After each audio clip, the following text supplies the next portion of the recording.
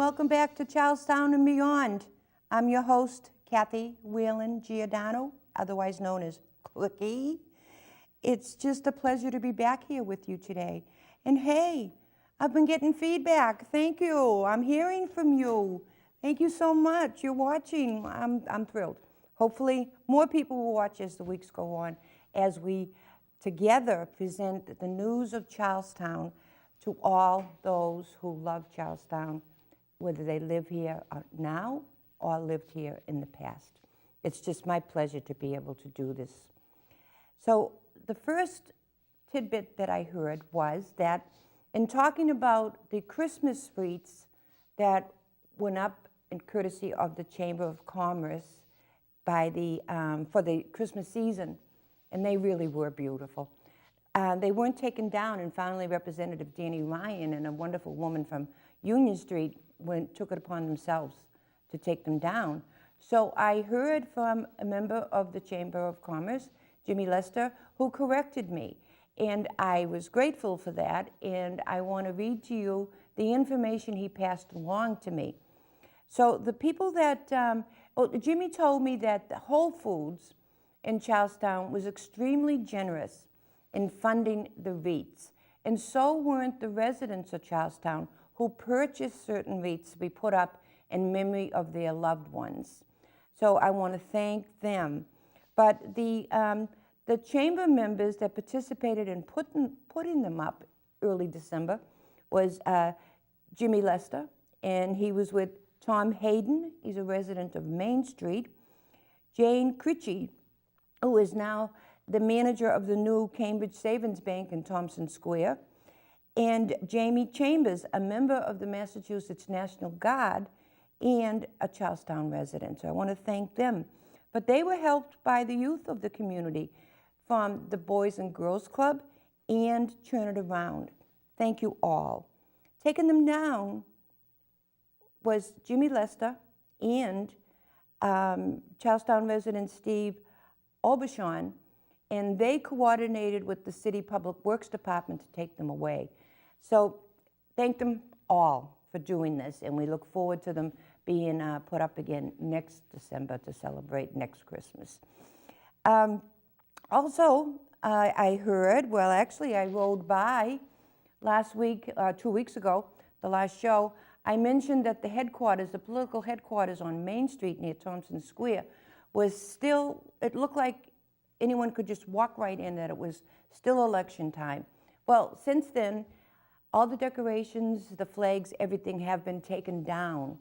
And that's wonderful, and I hope that soon we'll see someone renting that space and it won't be idle. So that is good. And after the March 1st show, and I talked about the Charlestown Bridge, I was shopping the next day, and I ran into a very prominent woman from Charlestown, a lovely lady. And she said to me that she was really upset over the fact that the city might even think of naming the Charlestown Bridge after anyone other than someone from Charlestown or the Charlestown Bridge. She told me that the next day she was going to call City Hall and start talking to our elected officials.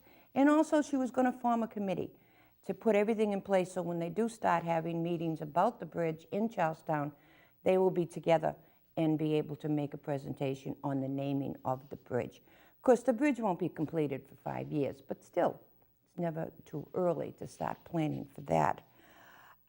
Okay, and have you heard, Department? Let me see what we got now. The snowstorm 2 days ago, Tuesday in Charlestown, that was the third nor'easter that we got in the Boston area in a week. Devastating, devastating. Charlestown, last Tuesday's storm, got 18.2 inches of snow.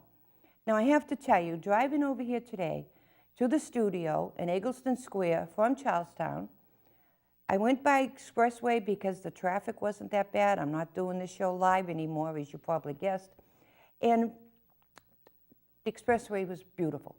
Getting off, the streets in Boston, the Melina Cass Boulevard, Tremont Street, Columbia, everything is as clear as a bell. congratulations and great work to the Public Works Department and Mayor Walsh of the city of Boston. You did a great job. That's a lot of snow. That's a lot of snow.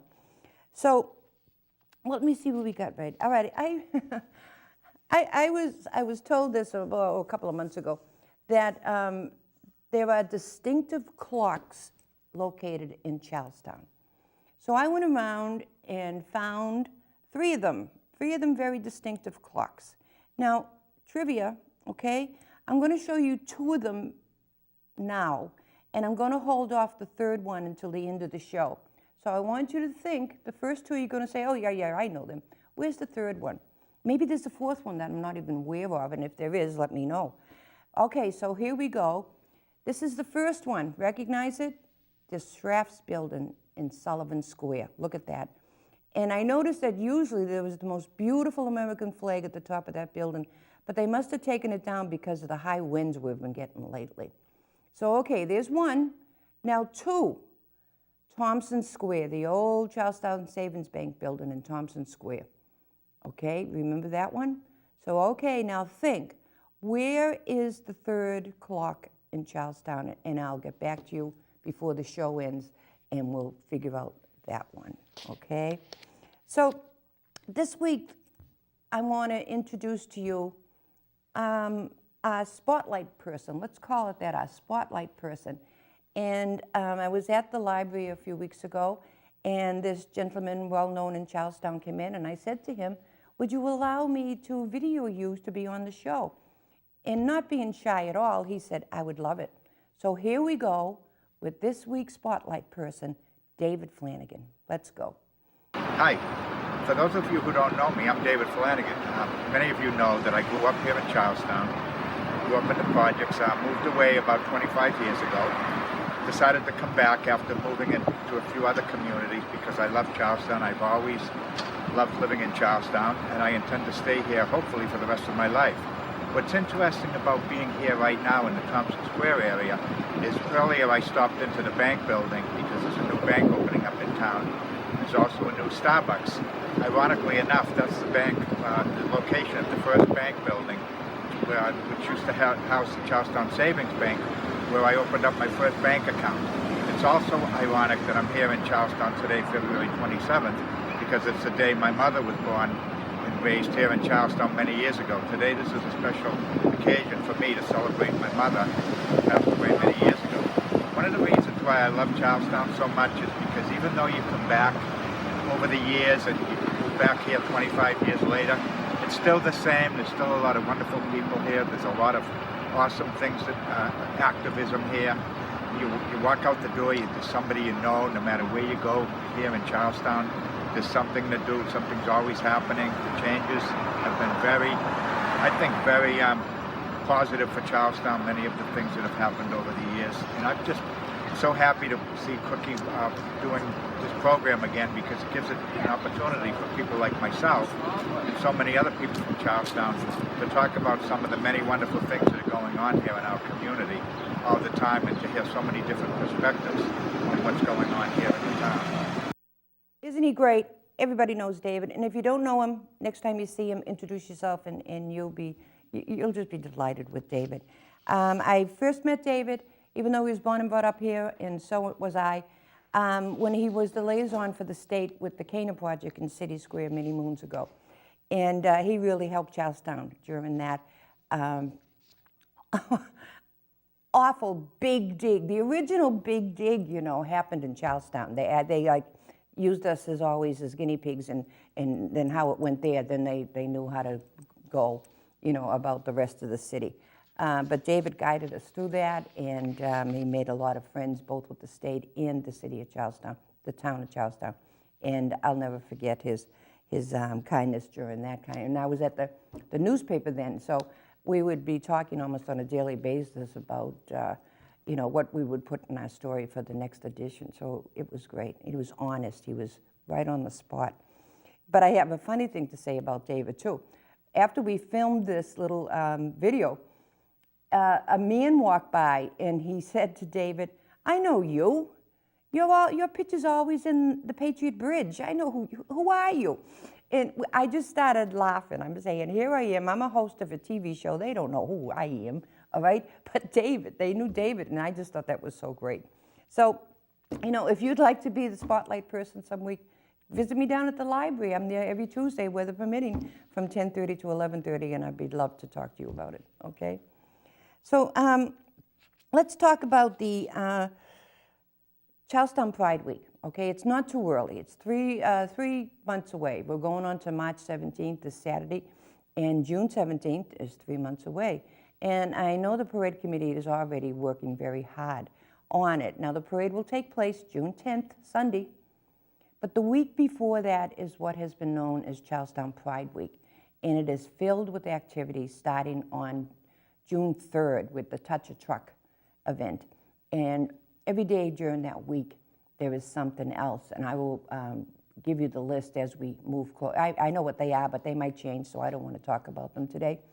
But it's the weekend between the parade day, June 10th, up to the actual holiday on June 17th, that the committee and the Bunker Hill Associates, which really put together everything to do with Pride Week. So we have the parade committee and the Pride Week committee. They're trying to find things of interest that would fill those days, Monday through Friday, Saturday, with events for Charlestown residents. So if you're interested in talking about it with the committees, let me know and I'll put you in contact with them. And I'm saying that now, not that I really don't want to get, you know, all these phone calls, but I don't know who exactly the right person is to talk to yet, but I will find that out, and if you let me know, I will give you the information, okay? So that's all good. And also, I talked again with someone involved in the parade, and for those who didn't hear before, the parade route has been changed again this year.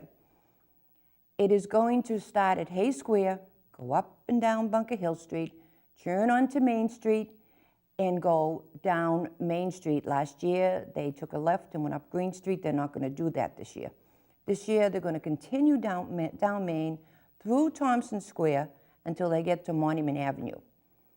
At Monument Avenue in Main, they're going to take a left and climb up to the top of Monument Avenue to the foot of the Bunker Hill Monument grounds. Now, they haven't decided yet where the reviewing stand will be at that point, but I will let you know that. But I really want to inform the people that were cut out of last year's parade on Union Street, Washington Street, Harvard Street, that you now will have a place on Main Street at the foot of your streets to watch the parade. It's not that far away from your homes, and there aren't that many people that have been showing up there, so especially the elderly. It's all flat ground. You can walk from the elderly housing down to Main Street with your chair and sit and watch a beautiful parade. And from what I've been told, 85% of the bands that performed last year have been signed up to march this year, so that's good. And they're still looking for additional bands, so it's going to be a grand parade. It really will. So, and I will continue to keep you up to date on all of that, okay? Let me see, what is next? Okay. I would like to read a commentary to you. And if you would bear with me, I'm going to read it. I wrote it over the last couple of days, and in order to really get my thoughts straight, I would really like to read this to you. So let's talk about the traffic issue in Charlestown. Please allow me to bring some common sense into this discussion. This community has been talking about the redesign of Sullivan Square since I was a reporter at the Charlestown Patriot in the 1970s and 80s. I was at all these meetings and reported on them. I remember when then Rep. Richie Volk had an ear detector installed on the roof of the Charlestown District Courthouse during the Cana project to measure the air quality that resulted from the traffic in those days on I-93 and Rutherford Avenue. It wasn't good then. The air quality was not good, and it has only worsened since then. Do you think that the air quality in Sullivan Square today is any better than City Square was 30, 40 years ago? I don't think so. Think about the traffic that travels through there today, every day in 2018, and think about what the air quality must be like. It is a fact recorded by the Mass Department of Health and known to the doctors at the MGH Health Center on High Street that Charlestown has the highest rate of lung disease, asthma, and heart disease of any other community in the Commonwealth. What benefit would it be to the residents of Charlestown to bring more development, causing additional traffic to Sullivan Square? We are now facing a buildup of Assembly Square. We are now facing a buildup of a casino at the Everett line. Think of the traffic that is going through Charlestown to get to those two destinations. By allowing vehicles to travel on the surface of each street leading to the square and then in Sullivan Square at the Rotary, we are increasing the air quality, the deplorable air quality in that location. What is it doing to the health of the neighbors now living in Charlestown? What has it done to the health of those who have lived here all their life? How many people do you know that have suffered from asthma, lung diseases, heart attacks over the years? Think about it. You may live in a beautiful home on Monument Square, the top of Bunker Hill, Town Hill, or on any of those surrounding streets. It's very pricey to live in Charlestown today. It is my hope that you live with your family in these homes and are surrounded by love. It really is. But do you realize that today, each person currently living in your home is being subjected to an air quality that could be causing them harm? Realizing this, why would anyone want to add more vehicles to our streets? Isn't it common sense to get any additional fumes caused by these trucks, buses, and cars out of the community? If it takes tunnels under Rutherford Avenue and Sullivan Square to achieve this, then let's do it. If it takes adding additional on and off ramps to routes 1 and 93, let's do it. It has been proposed that a beautiful park should be built as a buffer to the traffic on Rutherford Avenue. Who would bring their child to this park to inhale those existing fumes today? Who would have an elderly person go down there and sit for a respite? There are common sense solutions to this existing situation, such as installing trees and greenery to line the sidewalks. It's so simple, it's humorous. That's today. But we argue about making that area a boulevard like on Commonwealth Avenue. If there was an off-ramp to I-93 North and City Square, most of this traffic would never be on our streets. If there was a connection from Route 1 South to I-93 North, most of this traffic would not be on our streets. Let's find a solution to get the vehicles off our streets. That is what we should jointly be fighting for first. Then we can talk about developing properties later. Thank you. Okay, what do I have next? Okay, a reminder, I mentioned it last show. 10 years from now, we're going to be celebrating the 400th anniversary of Charlestown. 1628, 2028. I haven't heard anything from anybody since I last mentioned this. I know we have 10 years, but time flies. Not too early to start planning. Just throwing that out there. Okay, you know the trivia question I gave you at the beginning of the show? Well, here we go. Have you thought about it? Where is the third clock in Charlestown? Can you think of it? You're going to be surprised. Here we go with the photo. the old beloved Charlestown High School building. Did you get it? Did you get it? There it is. We all love old Charlestown High School. Of course, now it's condos, but back in the day, how many of you went there for your high school education? Did you think about Charlestown High? Hey, if there's another one in town that I didn't think of, let me know, and I'll take a picture of it and show it in the next show, okay? Just a little trivia, just trying to, keep it going. I want to congratulate Leo Boucher, the head coach at Pope John High School, their basketball team, the Tigers.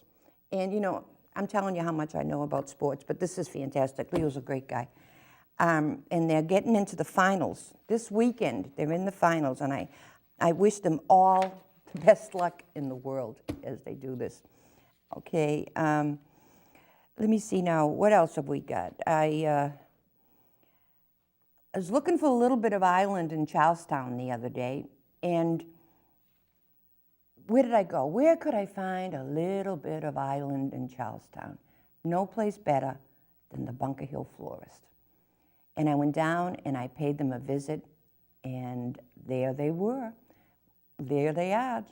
Isn't that great? Look at there, they got sheer marks down there and all kinds of regalia for St. Patrick's Day, along with all the beautiful blooms that they offer each day.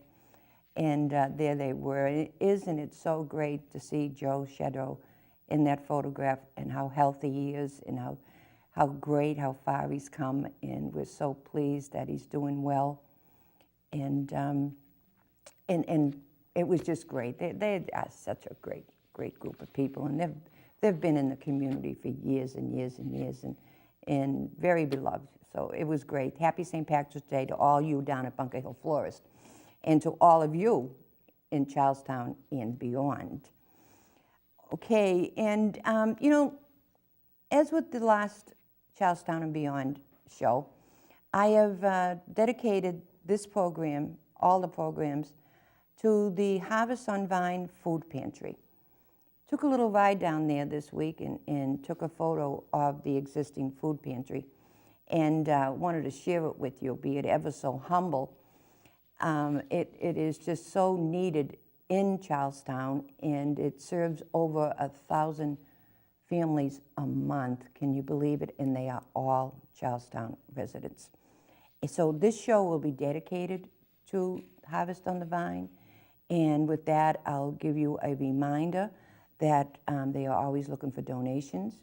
You can drop off non-perishable foods at the Co-op Bank, 201 Main Street, or at the food pantry at 49 Vine Street. Anything non-perishable is always welcome. And I don't know if, David, if you put up the photograph of the food pantry yet, but if you could, it would be great so people can see what it looks like. And I was informed by the mayor's office yesterday that the mayor would like to appear on the show in May, and I'm thrilled. That's great.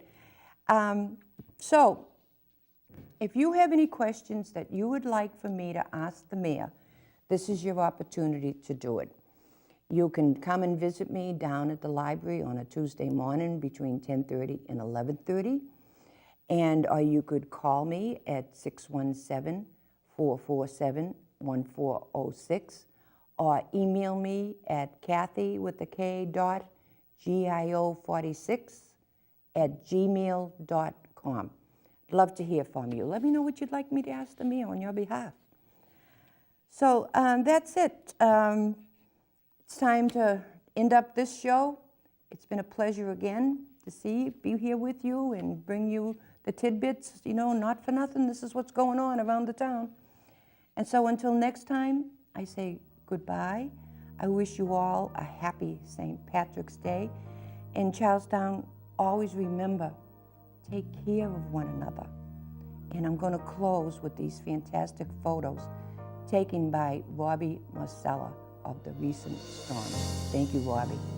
Goodbye.